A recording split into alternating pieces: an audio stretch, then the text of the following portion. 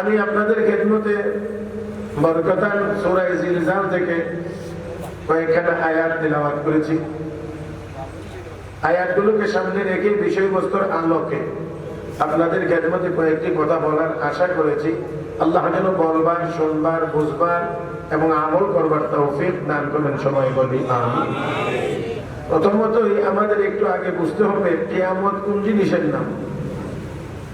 মুহতারাম হাজিরিন, সারাটা দুনিয়া ধ্বংস হয়ে যাওয়ার নাম কিয়ামত, আমরা এটা সবাই জানি।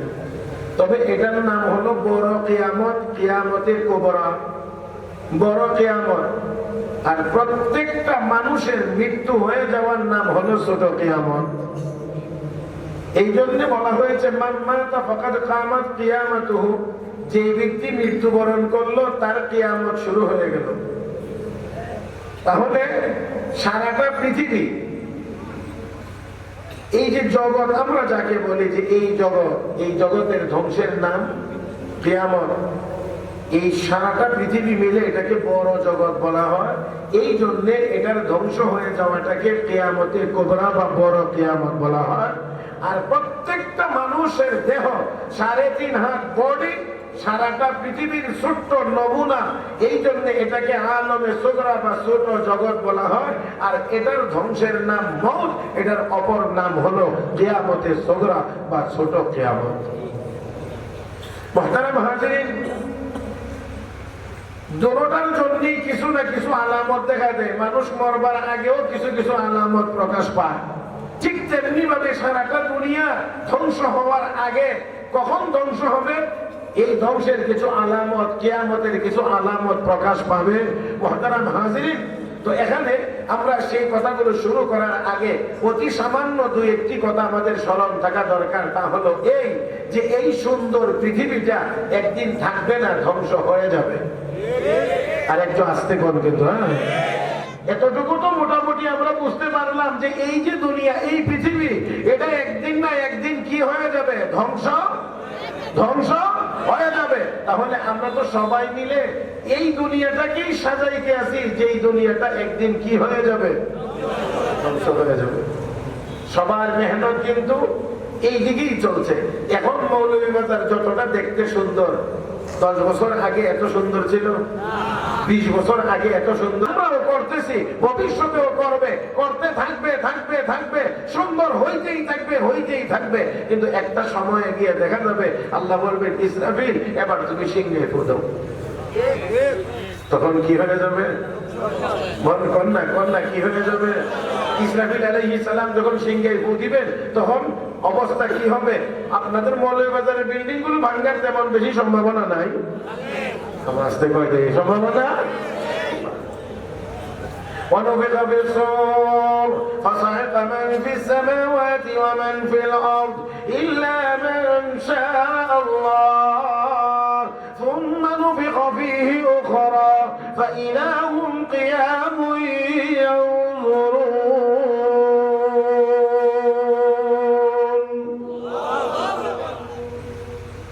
2 বার, কোন বর্ণনা আছে 3 বার ইসরাফিল আলাইহিস সালাম সিংহে ফু দিবেন।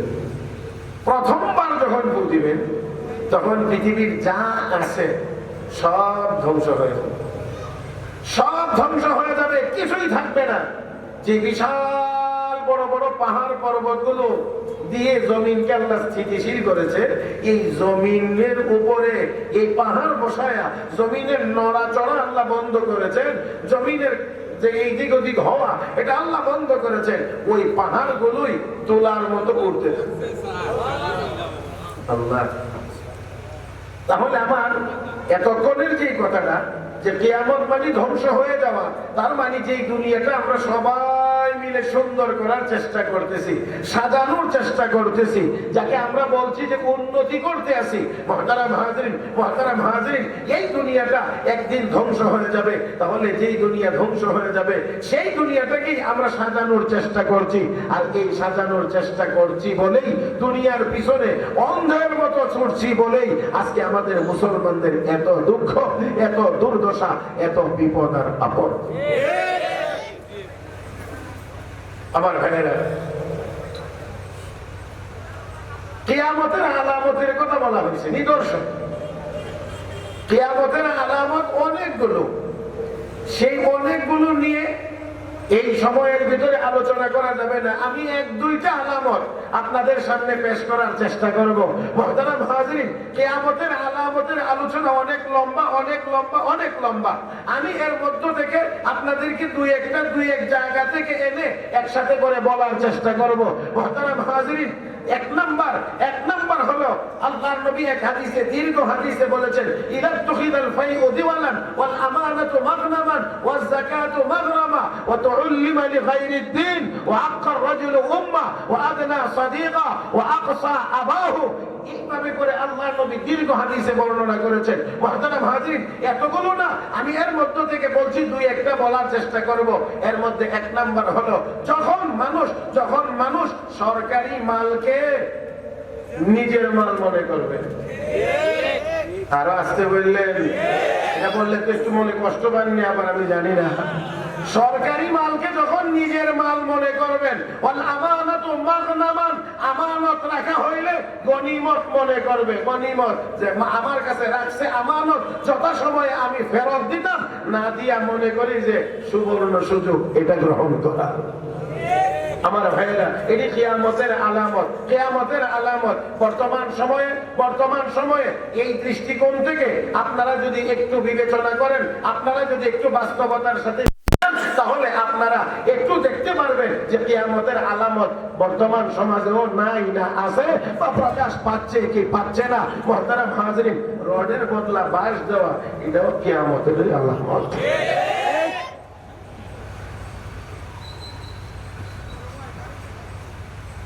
এক নাম্বার। দুই নাম্বারটা বলছিলাম, ওয়াল আমানাতু মাগনামান, আমানত কি মনে করবে? কয় না কি মনে করবে? গনিমত। আর দেখেন ইসলাম কি বলে, যার আমানতের সুরক্ষা নাই, আমানত রক্ষা করে না, আল্লাহ রাসূল বলছেন, আলা লা ঈমানা লিমান লা আমানাতা লা, যার আমানত ঠিক নাই তার ঈমানেরও ঠিক নাই। রাসূল আরবি সাল্লাল্লাহু আলাইহি ওয়াসাল্লামের বাড়িটা ঘেরাও করা হয়েছে নবীকে হত্যা করার জন্য। আমরা সবাই কথা জানি, নবীর বাড়িটা ঘেরাও করা হয়েছে। আমার ভাইরা, আর ওই দিন আল্লাহ নির্দেশ দিলেন, হাবিব আপনি হিজরত করে মদিনায় চলে যান। কাফের বেঈমানরা বাড়ির চতুর্দিক দিয়ে দাঁড়ায় রয়েছে, আর আল্লাহ নির্দেশ দেন, এখন ঘর থেকে বের হয়ে চলে যান। এটার অর্থ কি দাঁড়ায়? সোজা অর্থ হইল, খোলা চোখে দেখলে যে আপনি কি একটু মার খান, তারা যখন অস্ত্র নিয়ে আসছে আপনাকে মারবার জন্য, তো আপনি একটু বের হয়ে যান তাদের সামনে। না, বিষয়টা আসলে এমন না। আমার আল্লাহ এইভাবে তাদেরকে ঘেরাও করার সুযোগ দিয়ে, আমার নবীকে হিজরতের নির্দেশ দিয়ে নিরাপদে এই জায়গা থেকে পার করে আল্লাহ বুঝাইয়া দিবেন, আমি বাঁচাইলে ঘেরাও করলেই মারতে কেউ পারবে না, আমি বাঁচাইলে কেউ মারতে পারবে না। আর দ্বিতীয় কথা হলো যে তোরা না বাড়ি ঘেরাও করেছিলে, আল্লাহ তার ক্ষমতা দেখাইলেন বাঁচানোর, আর অপর দিক দিয়ে তারা ঘেরাও করেছিল নবীকে মারবার, আল্লাহ তাদেরকে অপমানেরও ব্যবস্থা করে দিলেন। গেছিলেন না আমার হাবিবকে মারবার জন্য, পারলি না। আসতে কইন ঠিক। তো আমার বলার ওই জায়গাটা না, আমার বলার জায়গাটা আরেকটা। যেই সময় কাফের বেঈমানরা বাড়ি ঘেরাও করে আছে, আর নবীকে আল্লাহ নির্দেশ দিয়েছেন আপনি হিজরত করে মদিনায় চলে যান, তখন নবী হযরত আলী রাদিয়াল্লাহু তাআলা কে ডাকলেন, হযরত আলীকে ডাকলেন, ডেকে বললেন, আলী আমার বিছানায় তুমি শুয়ে পড়ো।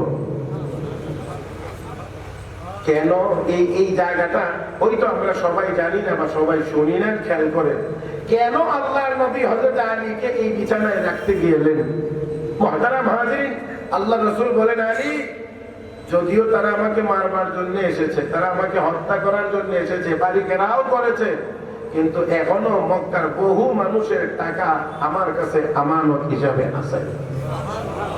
অমুকের এত, অমুকের ছেলে অমুক তার এত, অমুকের ছেলে অমুক তার এত টাকা, অমুকের ছেলে অমুক তার এত টাকা। মুহতারাম হাজিরিন, তাহলে আল্লাহ নবী বললেন, আলী আমি যদি এখন চলে যাই, কালকেই তো তারা আমার বিরুদ্ধে এই অপপ্রচার চালাইবে যে আমি তাদের আমানত আত্মসাৎ করে চলে গেছি। এই জন্য তোমার কাছে বুঝাইয়া দিলাম, তুমি এইগুলো আগামীকাল সবার কাছে পৌঁছিয়ে দিয়ে তারপরে তুমি মদিনায় হিজরত করবে। আর এখনের কি অবস্থা? তা জানি না, আপনারা নিজেরা ঠিক করে নিন। মুহতারাম হাজরিন, আমি আপনাদেরকে আর বুঝাইয়া দিতে পারবো না, শুধু আপনারা নিজেরা একটু ঠিক করে নিলেই আপনারা বুঝতে পারবেন যে বর্তমান অবস্থাটা কোথায় গিয়ে দাঁড়িয়েছে। আমার ভাইয়েরা, তো আল্লাহ রাসূল সাল্লাল্লাহু আলাইহি ওয়াসাল্লাম শুধুমাত্র এতটুকুই বলেছেন, যার আমানত ঠিক নাই তার ঈমানেরও কথা কয় না, তার ঈমানেরও ঠিক নাই। মুহতারাম হাজরিন, তাফসীর মাহফিল, ওয়াজ মাহফিল, এই মাহফিলের বয়স কত? 26 বছর। সুবহানাল্লাহ, 26 বছর। চিন্তা করে দেখি, 26 বছর যাবত এই মাহফিলের আয়োজন করতেছি। এইরকম করে উলামায়ে কেরাম আমাদেরকে বয়ান করে শোনাইতে আছেন, আমরাও শুনতে আছি। কিন্তু তারপরেও আমি বলবো যে আসলে আমাদের পরিবর্তন কতটুকু হয়েছে আলোচনা শুনি। এই জন্য বিনয়ের সাথে আমার একটা আহ্বান হলো যে আমরা একটু খেয়াল করে, একটু চিন্তাশীল মন নিয়ে আমরা যদি বসি, কথাগুলো শুনি উলামায়ে কেরামের জবান থেকে, আমার ভাইয়েরা, তাহলে আমার মনে হয় একটু যদি চিন্তা করি তাহলে আমাদের মধ্যে একটা পরিবর্তন আসতে পারে। কিন্তু এইরকম চিন্তা নাই, আসি আর যাওয়ার সময় বলি অমুক হুজুর যে ওয়াজ করছে না, সাংঘাতিক ওয়াজ করছে, সে চালাইছে, কি বলছে কথা বলতে পারবো না। আল্লাহ আমাদের সবাইকে বুঝার তৌফিক দান করুন, বলি আমিন। আমার ভাইয়েরা, তাহলে আমরা দুনিয়াতে তো ছিলাম না, দুনিয়াও ছিল না, আমরাও থাকবো না, দুনিয়াও থাকবে না। কথা কয় না, আমরাও থাকবো না, দুনিয়াও থাকবে না। মুহতারাম হাজরিন, আল্লাহ রাব্বুল আলামিন আমাকে আপনাকে বানাইছেন, দুনিয়াতে পাঠাইছেন, সময় ফুরিয়ে যাচ্ছে। হে মুসলমান, ইবাদত জমিনে করি আর না করি, দুনিয়া তো আস্তে আস্তে করে কিয়ামতের দিকে আগাইতে আছে। ও মুসলমান, দুনিয়া আস্তে আস্তে করে কিয়ামতের দিকে, আমরা আস্তে আস্তে করে মউতের দিকে আগাইতে আছি। দুনিয়া আস্তে আস্তে করে কিয়ামতের দিকে আগাইতে আছে। আমার বন্ধুরা দেখেন, খেয়াল করে, আমার আপনার নবী অনেক আলামতের কথা বলেছেন। এর মধ্যে আমি একটা বলেছি, সরকারি মালকে নিজের মাল যখন মনে করবে, ও মুসলমান, আমানতকে মানুষ গনিমত মনে করবে। আমার ভাইয়েরা, ওয়াজ যাকাতু মাগরামান, আমার নবী বলেন যাকাত দেওয়াকে মানুষ জরিমানা মনে করবে। এগুলো কিয়ামতের আলামত। আসুন আরো গুলো আছে, অন্যান্য হাদিসের দিকে যদি আমরা তাকাই তাহলে দেখা যাবে কিয়ামতের আলামত গুলোর মধ্যে অন্যতম আলামত হলো ইলমের পরিমাণ কমে যাবে, মূর্খতার পরিমাণ বেড়ে যাবে। ভালো করে আমার কথাটা আগে শুনবেন, পরে জবাব দিবেন। ইলমের পরিমাণ কমবে, মূর্খতার পরিমাণ, বলেন।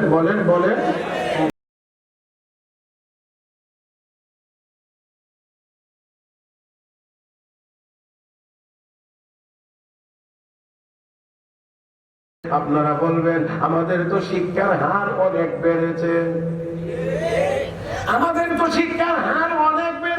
তাহলে মূর্খতা কেমন করে বাড়লো? আমার ভাইয়েরা, কেমন করে বাড়বে? আগে তো একজন এসএসসি পাস করলে আশেপাশের 2-4 গ্রামের মানুষ দেখবার জন্য এই তো অমুক গ্রামে বলে একজন মানুষ মেট্রিক পাস করছে।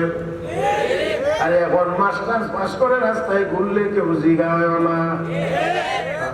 তাহলে বোঝা গেল শিক্ষিত মানুষের পরিমাণ কমছে না বাড়ছে?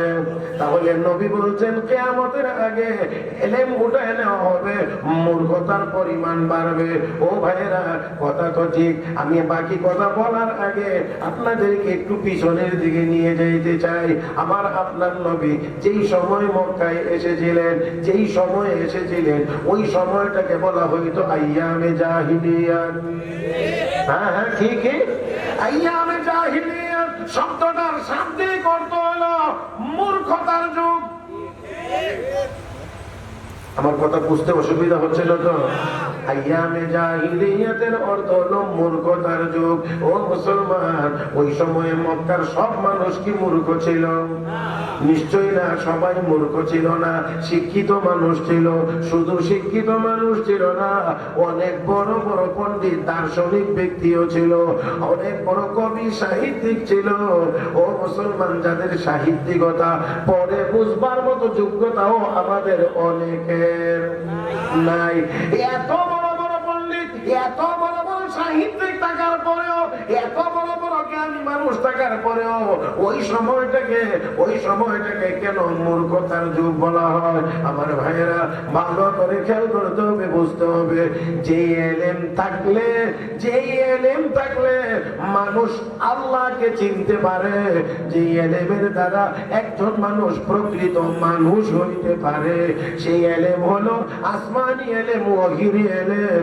ওই ওয়াহির এলেম না থাকার কারণে বড় শিক্ষিত হয়েও বড় মূর্খ হয়ে গিয়েছিল, বড়ই জঘন্য প্রকৃতির হয়ে গিয়েছিল। আমার ভাইয়েরা, আমরা তো বর্তমান সময় এসেও দেখি ওইটা যেমন ছিল মূর্খতার যুগ, এখনো অনেক বড় বড় বড় বড় শিক্ষিত মানুষ হওয়ার পরেও শুধুমাত্র আসমানি কিতাব কোরআন ও হাদিসের ইলম না থাকার কারণে বড় শিক্ষিত হয়েও বড় চুর হইতে আসে, বড় শিক্ষিত হয়েও বড় চুর হইতে আছে, বড় শিক্ষিত হয়েও বড় দুর্নীতিবাজ হইতে আছে। আমার ভাইরা, তাহলে এবারে একটু খেয়াল করেন, এলেম যদি হবে, এলেম যদি থাকবে, তাহলে ওই লোকটা তো দুর্নীতি করতে পারে না, চুরি করতে পারে না, ডাকাতি করতে পারে না, কলমের খোসা মেরে হাজার হাজার কোটি টাকা আত্মসাৎ করতে পারে। বাঁচতেন আর একটু জোরে গান। শিক্ষিত হওয়ার পরেও যদি এত বড় দুর্নীতি করতে পারে, তাহলে বুঝতে হবে প্রকৃত শিক্ষা সে অর্জন করতে পারে না।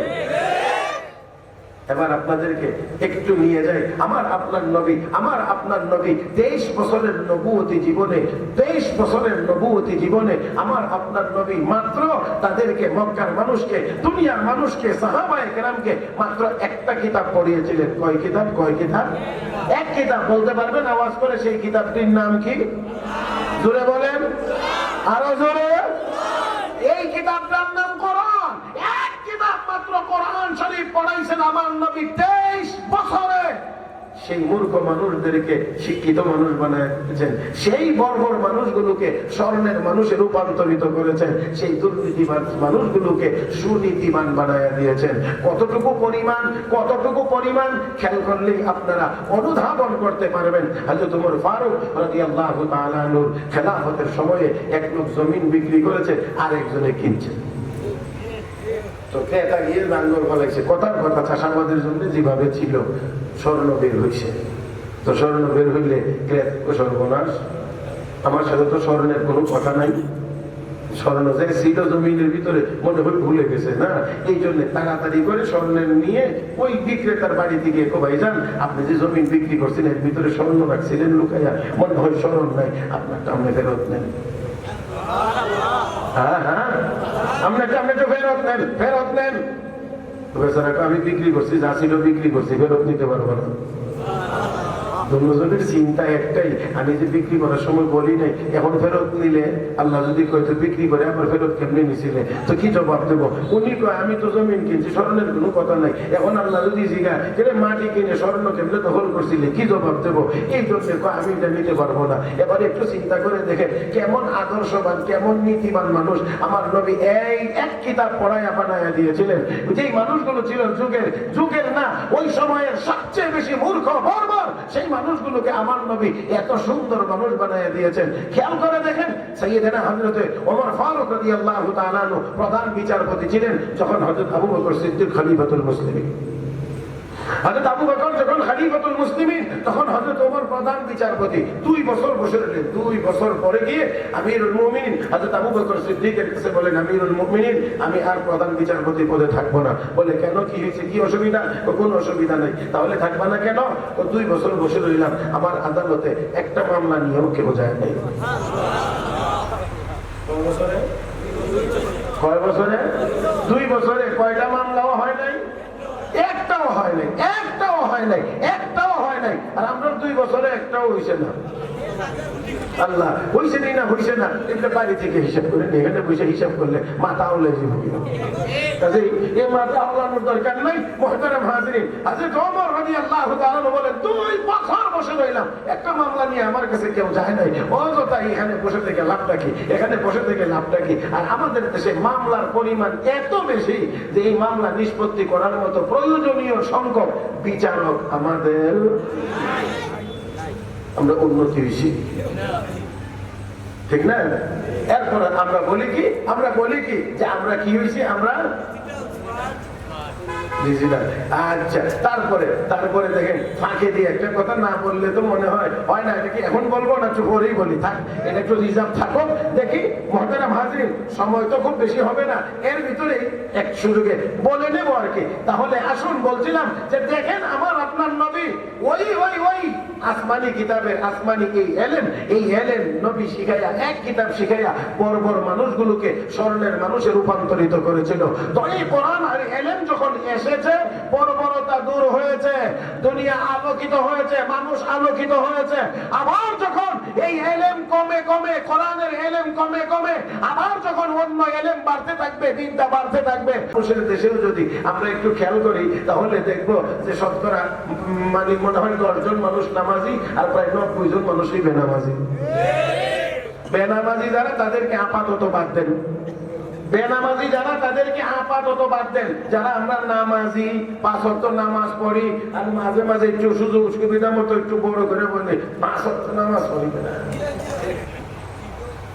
এই যে 5 ওয়াক্ত নামাজ যারা পড়ি, এই পড়নেওয়ালা লোকদেরকে যদি একটু পরীক্ষা নেওয়া হয় যে 5 ওয়াক্ত নামাজ তো পড়েন, তো 2 রাকাত নামাজ কেমনে পড়া লাগে একটু পড়িনা দেখা,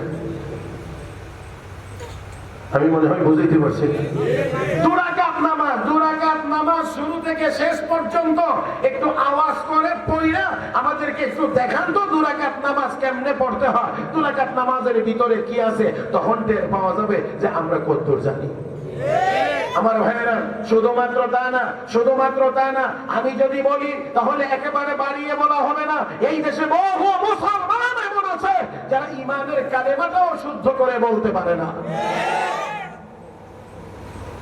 অবাক হয়ে যাবে, বলতে পারেন যে এলেমের পরিমাণ আমাদের বাড়তেছে না কমতেছে? হ্যাঁ, কমতেছে। এই জন্য সমাজে শান্তির পরিমাণ বাড়তেছে। শান্তির পরিমাণ বাড়তেছে। আমি একটি কথা বলে থাকি, সেটা হলো আগে এক সময় মানুষের মধ্যে অভাব ছিল। আরে আমরা আমাদের অল্প বয়সের ভিতরেই দেখেছি অভাব ছিল, কিন্তু এত অশান্তি ছিল না। এখন অভাব নাই, কিন্তু অশান্তির অভাব নাই।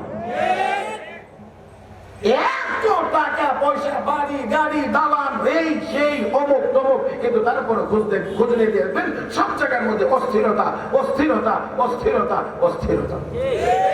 যার যত হয়েছে 10,000 কোটি টাকার মালিক হয়েছে, তো স্বপ্ন দেখে 40,000 কোটি টাকা আরো লাগবে, মোট 50,000 কোটি টাকা হইলে মোটামুটি একটা কিছু করা যায়। 50,000 কোটি টাকা হয়েছে, তো আরো 50,000 কোটি টাকার স্বপ্ন দেখে, মানে 1,00,000 কোটি টাকা হইলে মনে হয় কিছু করা যাবে।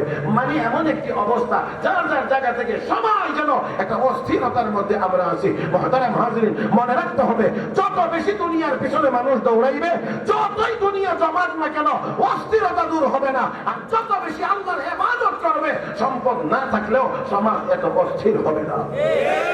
আর একটু জোরে গান। মুহতারাম হাজিরিন, তাহলে আল্লাহর নবী বলেন এলেম উঠে যাবে, মূর্খতা বেশি প্রকাশ পাবে। কিয়ামতের একটি আলামত যে এলেমের পরিমাণ কমে যাবে। বলেন, একটু চিন্তা করেন, আজকে এখন এমন এক জায়গাতে আমরা এসে পৌঁছেছি, এমনিতেই তো কোরআন হাদিস জানি না, এমনিতেই মক্তবে যায় না, ছেলে মেয়েরা পড়ে না, কিন্তু এরপরেও সিলেবাসের ভিতরে যে সামান্য কিছু ইসলামিয়াত ছিল, ধর্মকর্ম কিছু জানবার ব্যবস্থা ছিল, এটাও দিন কাটছাট করতে এখন আর নাই বললেই চলে। তারপরেও আবার ফাঁকে বানর বানানোর ভরাও আমরা ভরানো হয়। আরো জোরে গান না, বানর বানানোর পরেও আমাদের মুসলমানদের ছেলে মেয়েদেরকে পড়ানো হয়। আবার এখন তো শুনি শুধু বানর না, পুরুষ চাইলে মহিলা হতে পারবে, মহিলা চাইলে পুরুষ হইতে পারবে। আর কি থাকবে? আল্লাহ মাফ করুন, ওইদিকে আমার যাইতেও কেন জানি খুব একটা মন চায় না, এই কথাগুলো বলতেও চাই না। ভাইরা, যার সাথে 30 বছর সংসার করলেন, আজকে মাহফিলের পরে বাড়িতে যাওয়ার পরে উনি যদি কয় না আমি এখন থেকে আর লেডিস না, আমিও জন্ডিস, এখন থেকে আমিও তোমার মতো একজন পুরুষ, কি হবে তখন অবস্থা? একটু নিজেরা ভাববেন, একটু নিজেরা চিন্তা করবেন। মুহতারাম হাজিরিন, আল্লাহর রাসূল 1500 বছর আগে হাদিস শরীফে ঘোষণা করেছেন কিয়ামতের আগে এমন একটা সময় আসবে যেই সময়ে পুরুষেরা মহিলার মতো সুরত ধরবে, মহিলারা পুরুষের মতো সুরত ধরবে। দেখেন তো আমাদের সমাজে এমন আসেনি অনেক ছেলেমেয়ে এমন আছে মাথার চুল এত লম্বা, পিছনে দিয়ে রাবার দিয়ে পেঁচায়া কোমর পর্যন্ত ছেড়ে দিয়ে রাখছে, পিছন দিক দিয়ে দেখলে বুঝা যায় রীতিমতো একজন লেডিস। ওমার সামনে দিয়ে আইলে দেখা যায় এটা দিয়ে এটা আমার অনেক দেখবেন প্যান্ট শার্ট টাই কোট মোট পরে হাঁটছে, চুল কান পর্যন্ত, সেটাতে কি কাটিং জানি কর জানি দিতে হবে। পিছন দিক দিয়ে দেখলে বোঝা যায় একজন চকবকে যুবক মানুষ হাঁটতেছে, আল্লাহ সামনে দিয়ে আসলে দেখা যায় না এটা দিয়ে যুবক না, এটা দিয়ে যুবতী। তাহলে দেখেন না, শুরু তো হয়ে গেছে, শুরু তো এগুলো তো এখন না, আরো আগে থেকেই শুরু হয়েছে। পোশাক পরিধানের মাধ্যমেই আল্লাহ নবী, বিশ্ব নবী উম্মতকে বলেছেন যেই সকল মেয়ে হওয়ার পরেও মেয়েরা পুরো পুরুষের পোশাক পরিধান করবে, পুরুষ শান্তি যাবে, তাদের উপরে লানত। যে সকল পুরুষেরাও মহিলাদের পোশাক আশাক পরে মহিলার ভেষ ধারণ করবে, তাদের উপরেও নবী বলেন লানত। আমার ভাইয়েরা, তাহলে তাও শুরু হয়ে গিয়েছে, তাও বর্তমান সমাজে চলছে। আসেন আরো এক দুইটা বলি অল্প অল্প করে, আমি কিন্তু খুব বেশি লম্বা করে বলছি না, খুব সংক্ষেপে বলছি। আল্লাহ রাসূল সাল্লাল্লাহু আলাইহি ওয়াসাল্লাম হাদিস শরীফে ঘোষণা করেছেন কিয়ামতের অন্যতম আলামত হলো অধিক পরিমাণ মদ পানের ব্যবস্থা হবে। মদ পানের ব্যবস্থা হবে। আচ্ছা বলেন তো দেখি, বর্তমান সময়ে এটা খুব কঠিন না এখন সহজ? ফিরানো যায় না। আবার ভাইয়েরা একদিক দিয়ে থামাইলে আরেক দিক দিয়ে লাফায়া উঠে। এক ধরনের মাদক বন্ধ করলে অন্য ধরনের মাদক প্রকাশ পায়। আমার ভাইয়েরা, বর্তমান অবস্থাটা এমন,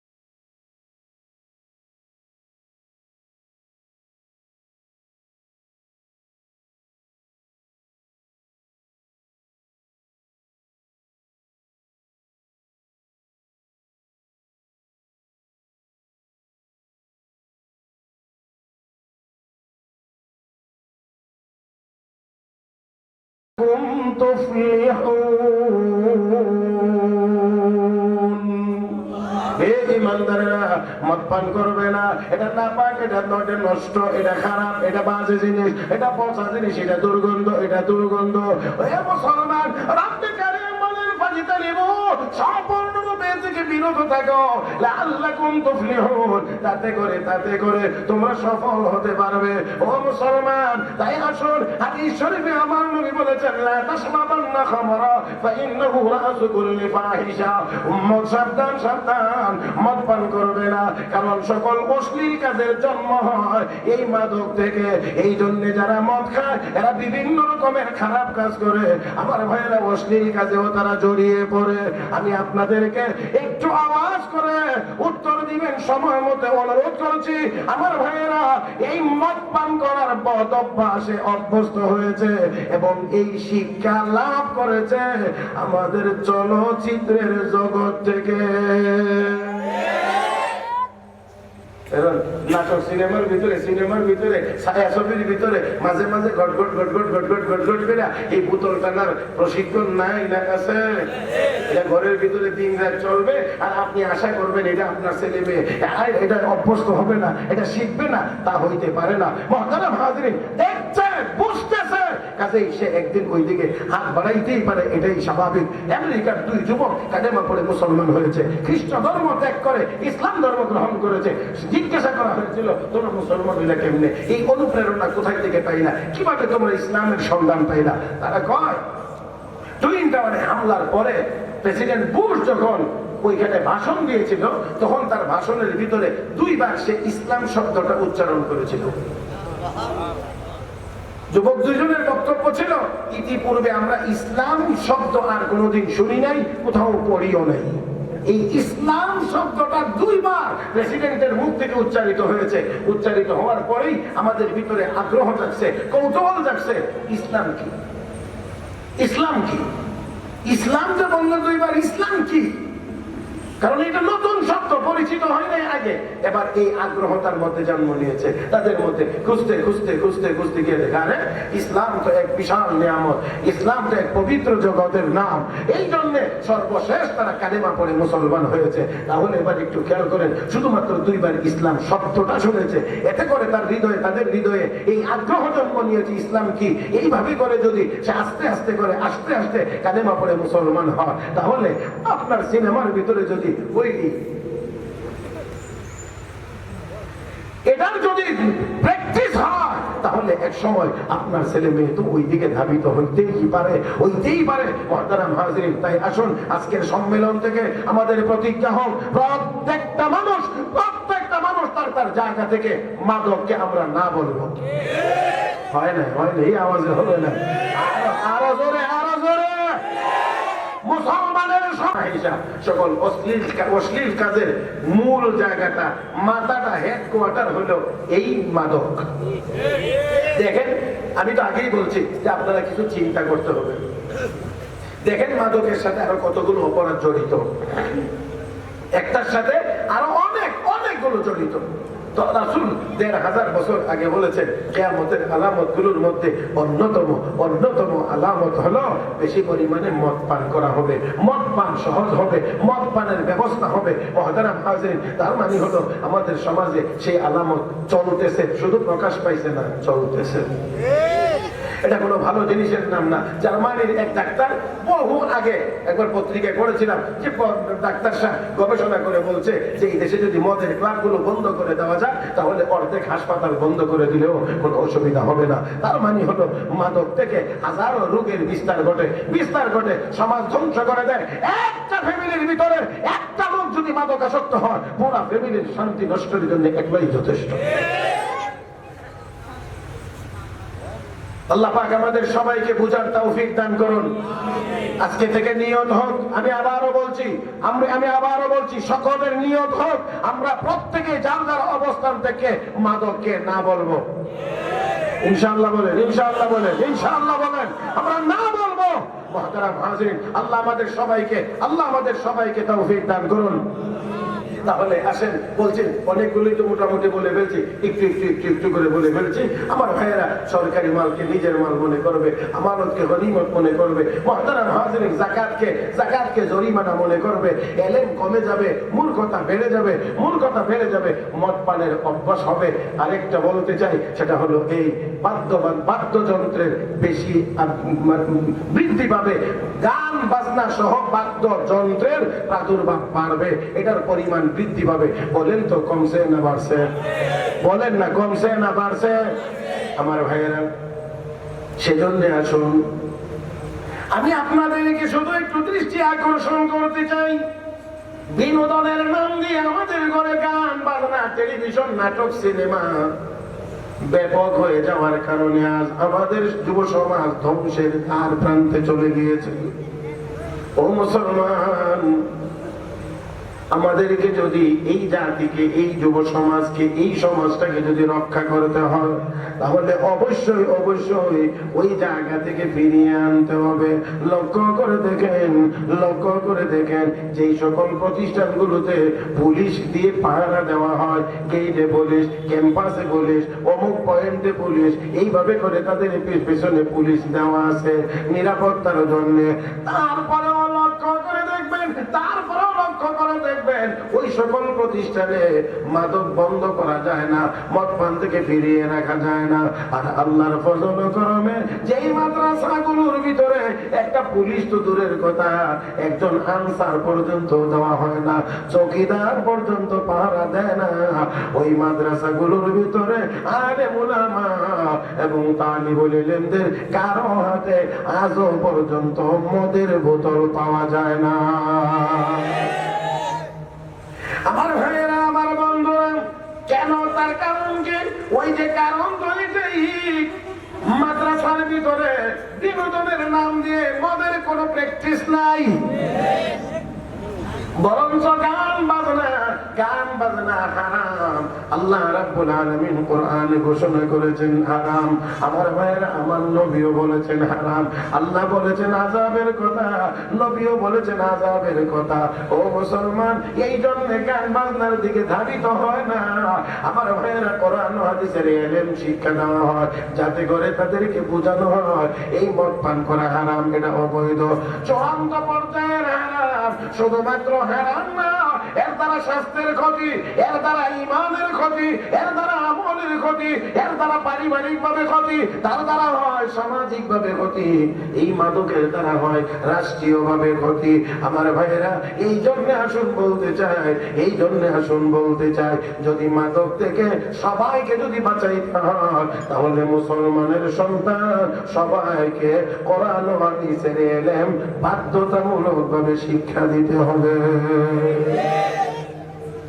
আমার ভাইরা, আসুন এবার আমি কথাকে মোটামুটি একেবারেই ফিনিশিং দেওয়ার চেষ্টা করব। আমার ভাইয়েরা, আমরা দুনিয়ায় ছিলাম না, দুনিয়ায় থাকতেও পারবো না, দুনিয়া থাকবার জায়গা না। আমি আপনি মরে যাব, যেই দুনিয়াতে আমাকে আপনাকে আল্লাহ রাখছেন, আসি, থাকতেছি, থাকবো, এই দুনিয়াটাও একদিন থাকবে না, দুনিয়াও কিয়ামত হয়ে যাবে। আমার বন্ধুরা, তো কিয়ামত হয়ে যাবে, দুনিয়া ধ্বংস হয়ে যাবে, আমরা দুনিয়ায় থাকতে পারবো না, দুনিয়াও থাকবে না। আমার আল্লাহ কোরআনের বহু আয়াতে বলেছেন, হে মুসলমান, এবার আমি আপনাদেরকে বলবো, দুনিয়াও থাকবে না, আমরাও থাকবো না, তাহলে আমরা কোথায় যাইতে চাই? একসাথে আওয়াজ করে বলতে হবে, আমরা কোথায় যাইতে চাই? আমি আবারও বলবো, আমরা কোথায় যাইতে চাই? জাহান্নামে না জান্নাতে? হয় নাই, সবাই বলি নাই, আবারও জিজ্ঞেস করেছি, আমরা কোথায় যাইতে চাই? জাহান্নামে না জান্নাতে? দুনিয়া তো থাকবে না, আমরাও থাকবো না, দুনিয়া কিয়ামত হয়ে যাবে। আলামত গুলো প্রকাশ পাইতেছে, আলামত গুলো চলতে আছে। আমার ভাইয়েরা, আমরা তো যাইতে চাই জান্নাতে, আমরা যাইতে চাই জান্নাতে। যদি জান্নাতেই যাইতে হয়, তাহলে এই সব গুনার কাছ থেকে আমাদেরকে দূরে থাকতে হবে, ওই সকল গুনার কাছ থেকে আমাদেরকে দূরে থাকতে হবে। আল্লাহর জান্নাতে যাইতে হলে নেক আমল করতে হবে। আল্লাহ রাব্বুল আলামিন আমাকে আপনাকে বলেন, লক্ষ্য করে, ওয়াসারিউ ইলা মাগফিরাতিন মির রাব্বিকুম ওয়া জান্নাতিন আরদুহা আস-সামাওয়াতু ওয়াল আরদ উইদ্দাত লিল মুত্তাকিন। এই দুনিয়ার মানুষ, জান্নাতের দিকে দৌড় দাও, জান্নাতের দিকে প্রতিযোগিতা লাগাও, কে কার আগে জান্নাতে যাবে। কিন্তু বর্তমান সময়ের আর সমাজের দিকে তাকাইলে দেখা যায় আমরা যেন জাহান্নামের দিকে প্রতিযোগিতামূলক দৌড়াইতে আসি। কার আগে কে জাহান্নামে যাব, কার আগে কে জাহান্নামে যাব, গুনার কাজগুলোর দিকে তাকাইলেই বোঝা যায় আমরা জাহান্নামের দিকে যাওয়ার জন্য প্রতিযোগিতামূলক দৌড়াইতে আসি। হে মুসলমান, আমরা জান্নাতের দিকে যাইতে চাই, এবার একটু কথা বলবেন, জান্নাত কোন দিকে যাব, কোন দিকে? হে মুসলমান, জান্নাতের দিকে যদি যাইতে হয়, তাহলে দৌড় দেন মসজিদের দিকে। জান্নাতের দিকে যদি দৌড়াইতে হয়, দৌড় দেন মাদ্রাসার দিকে। জান্নাতের দিকে যদি দৌড়াইতে হয়, দৌড় দেন ওয়াজ তাফসীর মাহফিলের দিকে। জান্নাতের দিকে যদি দৌড়াইতে হয় মুসলমান, দৌড় দেন আল্লাহওয়ালা উলামায়ে কেরাম বুজুর্গানে দ্বীনদের সোহবতে। ও মুসলমান, যদি জান্নাতের দিকে দৌড়াইতে হয়, তাহলে দৌড় দেন হাতে লাঠি নিয়ে, প্রয়োজন বোধে হাতে লাঠি নিয়ে দৌড় দেন ইহুদি খ্রিস্টানদের মোকাবেলায় জিহাদের ময়দানে। দৌড় দিবেন কেমনে, দৌড় দিবেন কেমন করে? থাকতে হবে না ভিতরে সম্বল, থাকতে হবে না ভিতরে সাহস? ওই সবগুলো ধ্বংস করে দেওয়ার জন্যই, সবগুলো ধ্বংস করে দেওয়ার জন্য নেই, সুকৌশলে আমাদেরকে এই গান বাজনার পিছনে লাগায় দেওয়া হয়েছে, সাথে মাদক ফিরি, সাথে এটা ফিরি। কারণ গান বাজনার পিছনে পড়লে ওইগুলোর দিকে যাবেই। এই জন্য আল্লাহ রাসূল সাল্লাল্লাহু আলাইহি ওয়াসাল্লাম ঘোষণা করেছেন যে কিয়ামতের আলামতগুলোর মধ্যে এটা একটা, যে মদ পানের পরিমাণ বেড়ে যাবে। তারপরে ওয়াজাহারাতিল কাইনাত ওয়াল মাআজিব, বাদ্যযন্ত্র, গায়ক গায়িকা, নায়ক নায়িকা, বাদ্যযন্ত্রের পরিমাণ বেড়ে যাবে। কমছে না বাড়ছে? এখানে ইনকামও বলে বেশি। বর্তমান পৃথিবীতে যত পদ্ধতিতে টাকা পয়সা ইনকাম করা যায়, এর মধ্যে এই পদ্ধতি, এই মডেলিং, এই জগৎ চলচ্চিত্র, এখানে নাকি অনেক পরিমাণে ইনকামেরও ব্যবস্থা আছে। মুহতারাম হাজিরিন, যাক রাসূল আরবি সাল্লাল্লাহু আলাইহি ওয়াসাল্লাম বলেছেন যে কিয়ামতের আগে এই বিষয়গুলো প্রকাশ পাবে। মুহতারাম হাজিরিন, কতটা বলবেন? আমরা অনেকগুলোর মধ্যে একেবারে বড় যদি কিছু বাদ রাখি তাহলে আমরা যাইব কোথায়? যাইতে চাই কোথায়? আমরা জান্নাতে যাইতে চাই। তাহলে জান্নাতে যাইতে হলে যেই জিনিসগুলো কিয়ামতের আলামত, এই জিনিসগুলো কখনোই সওয়াবের না, গুনার, তাহলে এইগুলো ছেড়ে দিতে হবে। এইগুলো ছেড়ে দিতে হবে যদি জান্নাতের দিকে যাইতে হয়। আল্লাহ আমাদেরকে তৌফিক দান করুন, মহব্বতের সাথে বলি আমিন। এই জন্য আল্লাহ আমাদেরকে যেই জিনিসটার মাধ্যমে গুনার কাছ থেকে আমাদেরকে ফিরাইতে পারবেন, যেই মেডিসিনের দ্বারা, রাসূল বলছেন লোহার মধ্যে পানি লাগলে লোহার মধ্যে জং ধরে, ময়লা ধরে, ঠিক তেমনি ভাবে কলবের মধ্যেও জং ধরে, ময়লা ধরে। সাহাবা একরাম প্রশ্ন করলেন, ইয়া রাসূলুল্লাহ, তাহলে কলবের ময়লা দূর করার ব্যবস্থা কি? নবী মেডিসিন দিয়েছেন দুইটা। এক নাম্বার হলো কাসরাতু যিকরিল মাউত, মউতের কথা বেশি করে স্মরণ করো। দুই নাম্বার হলো তিলাওয়াতুল কোরআন, বেশি পরিমাণে কোরআনের তিলাওয়াত করো। আমার ভাইয়েরা, কলবের ভিতরে ময়লা পড়ে, ময়লা, জি আমি কি করবো? মুহতারাম হাজিরিন, আমি তো আসলে অনেক দূরে, আমার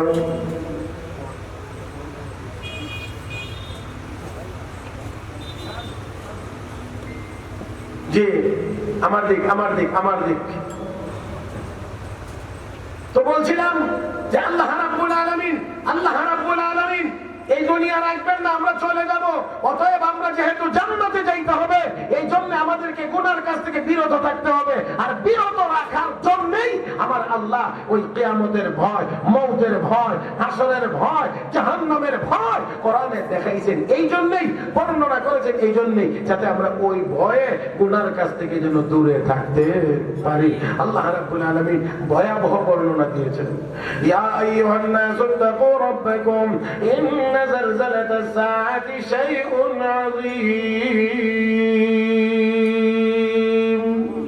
ইয়াওমা তারাউনাহা তাযহালু কুল্লু মুরদি'atin amma arda'at wa tad'u kullu dhati hamlin hamlaha wa tara an-nasa sukara wa ma hum bisukara walakinna 'adhaba Allahi shadid।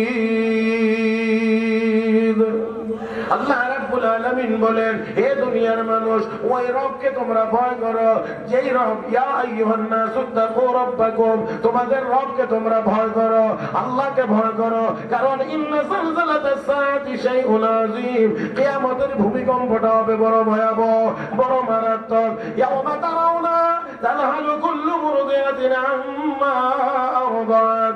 আল্লাহ রাব্বুল আলামিন বলেন, হাবিব, ওই দিন মানুষ দেখতে পাইবেন। আপনারা কি দেখবেন? আল্লাহ রাব্বুল আলামিন বলেন, কোন মা তার সন্তানকে দুধ পান করাইতে আছে, এমন অবস্থায় যদি ওই দৃশ্যটা চোখের সামনে ভেসে ওঠে, তাহলে মায়ের কোল থেকে সন্তান ছুটে পড়ে যাবে, মার কোনো খবর থাকবে না। ওয়া তাদাউ কুল্লু যাতি হামলিন হামলাহা, ও নবী, আপনি দেখতে পারবেন একজন মা তার গর্ভে সন্তান ধারণ করে আছে, এমন সময় যদি ওই দৃশ্যটা চোখের সামনে ভেসে ওঠে, তাহলে ওই লোকটা ওই মায়ের সন্তান পেট থেকে পড়ে যাবে, মা টের পাবে না। মানুষকে দেখবেন মাতালের মতো, ওমা হুম বিসুকারা, আসলে তারা মাতাল না, ওয়ালাকিন্না আযাবাল্লাহি শাদীদ, আল্লাহর আযাব সরাসরি তখন দেখতে পাবে। আল্লাহর আযাব ভয়াবহ আযাব চোখের সামনে যখন দেখবে, তখন মাতালের মতো হয়ে যাবে, আসলে তারা মাতাল না। আওয়াজ করে বলবেন, জবাব দিবেন, ওই কিয়ামত আমার আপনার সকলের সামনে নাই না আছে? হে মুসলমান, ওই কিয়ামত আমার আপনার সকলের সামনে, মওত আমাদের সকলের সামনে। তাই আসুন বলছি, ওই গুনার কাজগুলো নয়। আসুন, যেহেতু দুনিয়া থাকার জায়গা না, দুনিয়ায় থাকতে পারবো না। ও মুসলমান, দুনিয়া ধ্বংস হয়ে যাবে। আমরা তো মুসলমান, আমরা বিশ্বাস করি জান্নাত আর জাহান্নাম। আমরা কেউ জাহান্নামে যাইতে চাই না, আমরা জান্নাতে যাইতে চাই। তাই ওই কিয়ামতের কথা স্মরণ করে, ওই আযাবের কথা স্মরণ করে, ভয়াবহতার কথা স্মরণ করে গুনার কাজ ছেড়ে দেয়। একজন মানুষ তখনই গুনার কাজ ছাড়তে পারে যখন ওই কিয়ামতের ময়দানে আল্লাহর আদালতের সামনে দাঁড়াইয়া, আল্লাহর সামনে দাঁড়াইয়া জীবনের হিসাব দেওয়া লাগবে। এই ভয়টা যদি তার ভিতরে থাকে, তাহলে এই লোকটা গুনার কাজ থেকে বিরত থাকতে পারে। আজকে কোনোভাবেই আমাদেরকে ওই কিয়ামতের ভয়াবহ অবস্থা, কিয়ামতের বিষয়ে আমাদেরকে শিক্ষা দেওয়া হয় না। আমাদেরকে যদি যা শিক্ষা দেওয়া হয়, এটা হলো দুনিয়া কেমনে কামাই করবা। এই জন্য সবার ভিতরে একটা চিন্তা, কোন বিষয়ে লেখাপড়া করলে, কোন সাবজেক্ট নিয়ে লেখাপড়া করলে বেশি পরিমাণ টাকা কামাই করা যাবে, একটাই শুধুমাত্র চিন্তা এরকম। না না না, হে মুসলমান, আমাদের সন্তানকে জন্মের পরেই তো ইসলামের নির্দেশ হলো, আযান দিয়ে দাও কানে, ইকামত দিয়ে দাও কানে, কথা যখন বলতে পারবে, শিক্ষা দাও লা ইলাহা ইল্লাল্লাহ, তাহলে গুনার কাছ থেকে বিরত থাকবে। বুঝবে আমি একজন মুসলমান, দুনিয়াতে শুধু টাকা কামাই করার জন্য আসি নাই, এসেছি আল্লাহর জান্নাত কামাই করার জন্য। আল্লাহ আমাদের সবাইকে তৌফিক দান করুন, মহব্বতের সাথে বলি আমিন। ও মুসলমান, আল্লাহ রাব্বুল আলামিন এই জন্য আমাদেরকে এই ভয়টা দেখাইছেন, বাঁচবে না, থাকতে পারবে না, দুনিয়ায় চলে যাইতে হবে। আমার ভাইয়েরা, এই পর্যন্ত কেউ থাকতে পারে নাই, আর কেউ থাকতে পারবেও না। আমরাও থাকতে পারবো। বিশ্বনবী রাহমাতুল্লিল আলামিন নবী মুহাম্মদুর রাসূলুল্লাহ সাল্লাল্লাহু আলাইহি ওয়াসাল্লাম, উনি যেহেতু দুনিয়ায় থাকতে পারে নাই, তাহলে দুনিয়াতে আর কেউ থাকতে পারবে না। আমার ভাইয়েরা, এই জন্যে ১৫০০ বছর আগে আমার নবী উম্মতকে সতর্ক করেছেন কিয়ামতের ব্যাপারে, মওতের ব্যাপারে। সাথে সাথে এই শিক্ষা দিয়েছেন, যে শিক্ষা দিলে ওই কিয়ামতের আলামত অন্তত তাকে দিয়ে প্রকাশ পাবে না। আরে ভাই, এখন কথা হলো, কিয়ামত তো হবে, দুনিয়া তো ধ্বংস হবে, কি বলেন ঠিক না? কিয়ামতের আলামতও প্রকাশ পাবে, কিন্তু দুর্ভাগ্য হবে তার, কমবক্ত হবে সে, যার মাধ্যমে এই আলামত প্রকাশ পাবে। কথা বলেন না কেন? সাথে একটু আরেকটা কথা বলি, এই যে কোরআন আল্লাহর কালাম, কোরআন আল্লাহ হেফাজত করবেন। আল্লাহ তো হেফাজত করবেন আল্লাহর কালাম, আল্লাহ কেমনে করবেন আল্লাহই ভালো জানেন। সৌভাগ্যবান ব্যক্তি হবে সে, যেই ব্যক্তি এই কোরআন হেফাজতের কাজে নিজেকে জড়িয়ে রাখবে, সে হবে সৌভাগ্যবান ব্যক্তি। আর কিয়ামত তো হবে, কিন্তু দুর্ভাগ্য তার যে কিয়ামতের আলামত তার মাধ্যমে প্রকাশ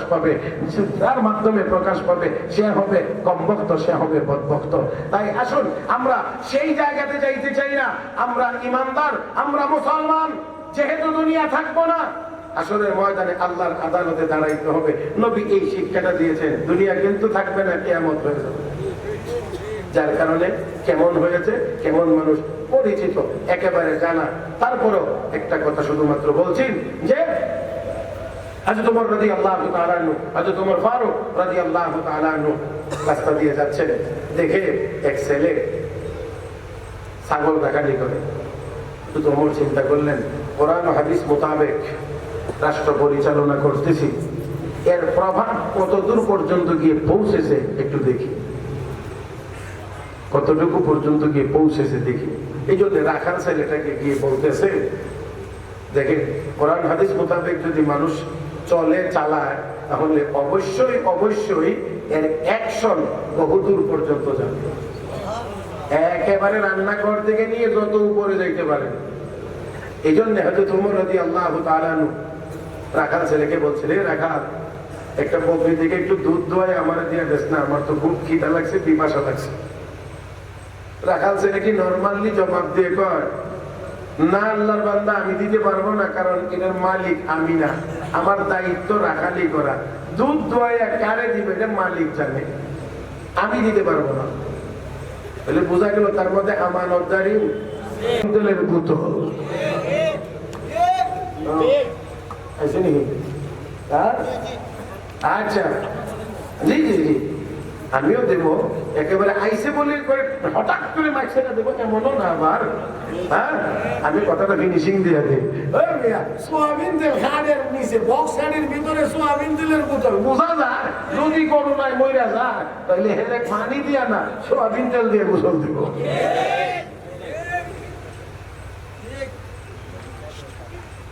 যাই হোক, রাখাল ছেলেটি খুবই স্বাভাবিক উত্তর দিয়েছে। আমিরুল মুমিনিন হযরত ওমর চিন্তা করলেন যে এখানেও অ্যাকশন পড়ছে, সুফল এখানেও এসেছে, তো আরেকটু। আচ্ছা ঠিক আছে, বুঝতে পারছি, দুধ দোয়া দিয়ে দিবে, মালিকের কাছে গিয়ে বুঝাইতে পারবে না, কারণ যখন দেখবে যে এটার মধ্যে দুধ নাই তখন তো তোমাকে ধরে ফেলবে। এক কাজ করো, বলে কি, একটা আমার কাছে বিক্রি করে ফেলো। বিক্রি করে ফেললে যা পাইবা, যত টাকা পাইবা সবটাই তোমার লাভ, আর আমি নিতে পারলে আমারও হবে কিছু লাভ। এটা তো স্বাভাবিক কথা। চুরি করে আমরা যেন নেক আমল করার মাধ্যমে দুনিয়া থেকে জান্নাতের উপযুক্ত হয়ে বিদায় হতে পারি। আল্লাহ যেন আমাদের সবাইকে তৌফিক দান করেন। মহব্বতের সাথে সবাই বলি আমিন ইয়া রাব্বাল আলামিন। সুবহানাকাল্লাহুম্মা বিহামদিক আশহাদু আন লা ইলাহা ইল্লা আনতা আস্তাগফিরুকা ওয়া আতুবু ইলাইক ওয়া আখিরু দাওয়ানা আনিল হামদুলিল্লাহি রাব্বিল আলামিন। ওয়াসসালামু আলাইকুম ওয়া রাহমাতুল্লাহি ওয়া বারাকাতুহু।